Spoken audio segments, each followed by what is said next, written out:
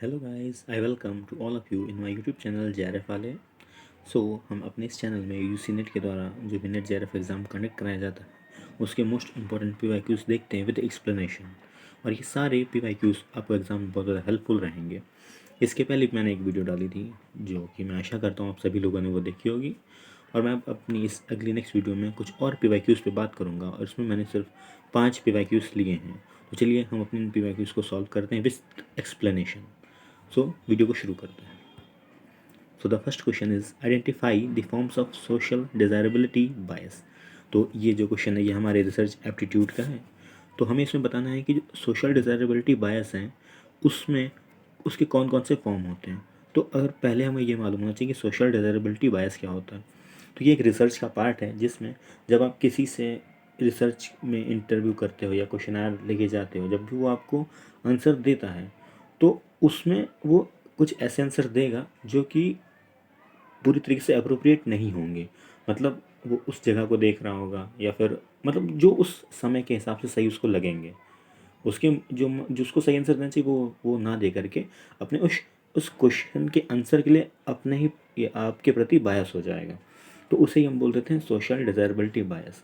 तो इसमें हमारे ऑप्शन है observation drift, then impression management, then psychological effect and then self deception activity. तो आपको मैं बताना चाहूँगा कि सोशल डिज़ायरेबिलिटी बायस के सिर्फ दो फॉर्म्स हैं। एक तो है हमारा ये impression management and the second one is self deception positivity. तो जहाँ पर भी बी और डी होंगे हम उसको अपना सही आंसर मान लेंगे। तो बी और डी ऑप्शन हमारा फोर्थ है, तो इसका हमारा फोर्थ ऑप्शन करेक्ट हो जाएगा। Then we are moving toward next question. So हमारा अगला क्वेश्चन है कि in a certain coded language, chair is coded as 61621836 and table is coded as 40242410. Stool is coded as 3840303024. So how sofa set shall be coded in that language? So that tough नहीं है, इसमें बस आपको कुछ चीज़ों को pick कर लेना है, आराम से हो जाएगा। तो पहले हम यहाँ पर देखते हैं। अब जैसे हमें दिया पहला एस, तो जब आप एस को देखेंगे तो आपको उसमें समझ में आएगा कि एस पे यहाँ पे आपको दिख रहा है कि यहाँ पर है 38।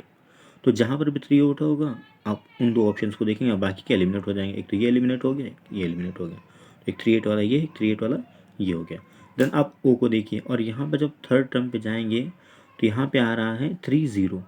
तो जहाँ पे 3830 है तो यहाँ भी 3830, यहाँ भी 3830 है। तो यहाँ पे देखिए बहुत सारी चीज़ें कॉमन मिल रही हैं, 3830 12, यहाँ भी 12 23 23। अब 23 के बाद यहाँ पे खेल पलटना शुरू होता है। तो अगला हम देखते हैं कि एस ओ, फिर एफ की जगह पे यहाँ पर लिया गया है 12, ए की जगह पे यहाँ लिया है 23। देन आता है हमारा एस, यहाँ पे एस फिर से आया है। तो एस दोबारा जब आया है तो एस कितने पे था, 38 पे। और एस 38 पे कहाँ है, यहाँ है कि यहाँ है, तो ये इस ऑप्शन में है, यहाँ पे 28 में है। तो हमारा जो करेक्ट आंसर हो जाएगा वो हो जाएगा this one is the third one, 383012238104. Then the next question is, which university among the following decided to start postgraduate teaching in 1916? अब ये मेनली इस तरह के क्वेश्चन आते नहीं हैं नेट जेआरएफ के एग्ज़ाम में, लेकिन इस बार का जो एग्ज़ाम हुआ उन्होंने बहुत ज़्यादा इन डेप्थ पूछ लिया था। तो अगर आपको इनके ये किस ये जो जितनी भी यूनिवर्सिटीज़ दी गई हैं इनके अगर आपको सेटअप ईयर मालूम होंगे तो आप इसको आसानी से लगा सकते हो। क्योंकि अब पोस्ट ग्रेजुएट टीचिंग किस ईयर में कहाँ पे स्टार्ट हुई इतना डिटेल में देखिए कोई भी नहीं पढ़ता। अगर आपको सेटअप ईयर मालूम है तो आप आसानी से एलिमिनेट कर पाओगे और कर ले जाओगे। तो अगर हम पहले दिल्ली यूनिवर्सिटी का देखें, जो दिल्ली यूनिवर्सिटी है वो सेटअप होती है 1922 में। देन जो हिमाचल यूनिवर्सिटी है वो सेटअप होती है 1970 में। तो ये दोनों तो पहले से एलिमिनेट हो चुके हैं। जो आंध्रा यूनिवर्सिटी है ये सेटअप होती है 1926 में। अब आप देख सकते हैं यहाँ पे अगर हमको इनके सेटअप ईयर मालूम होते हैं किस ईयर में सेट हुई हैं तो हम आसानी से इसको एलिमिनेशन मेथड के थ्रू लगा सकते थे। तो अब बचती है कैलकाटा यूनिवर्सिटी, वो हमारा सही ऑप्शन हो जाएगा। और मैं आपको बताना चाहता हूँ कि जो कैलकाटा यूनिवर्सिटी है ये 1857 में सेटअप की गई थी। तो चलिए हम अपने अगले क्वेश्चन की तरफ बढ़ते हैं। So the next question is, which of the following is a key ingredient in the formation of photochemical smoke? ये हमारा पीपल एंड एनवायरनमेंट से एक बहुत ही अच्छा क्वेश्चन है। इस तरह के क्वेश्चन आपको हमेशा देखने को मिलेंगे यूजीसी नेट के एग्जाम में। तो इसमें दिया है carbon dioxide, carbon monoxide, nitrogen oxide और सल्फर ऑक्साइड। सिंपली यहाँ पे इसका सही आंसर हो जाएगा नाइट्रोजन ऑक्साइड। एक सेकेंड, इसका सही आंसर हो जाएगा nitrogen oxide. Then the next question, which of the following are the benefit of interactive technology oriented media. अब पहले आपको ये चीज़ समझनी पड़ेगी, इंटरेक्टिव टेक्नोलॉजी ओरिएंटेड मीडिया मतलब ऐसी मीडिया जो कि इंटरेक्शन पे ज़्यादा फोकस डालती हो।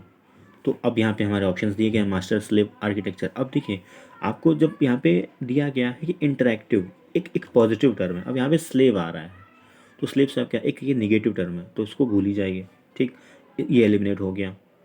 फिर आता है पैसिव ऑडियंस। पैसिव का मतलब जो भी ऑडियंस है वो जवाब नहीं देना चाहती हैं, तो ये भी एक एलिमिनेट हो गया। अब फिर है enhancement of individualism. Enhancement of individualism का मतलब है कि जो भी इंडिविजुअल है उन सभी को, की जो भी कैरेक्टर्स हैं, ट्रेड्स हैं, उनको इन्हेंस किया जाए। फिर democratic decentralisation and the permits creativity.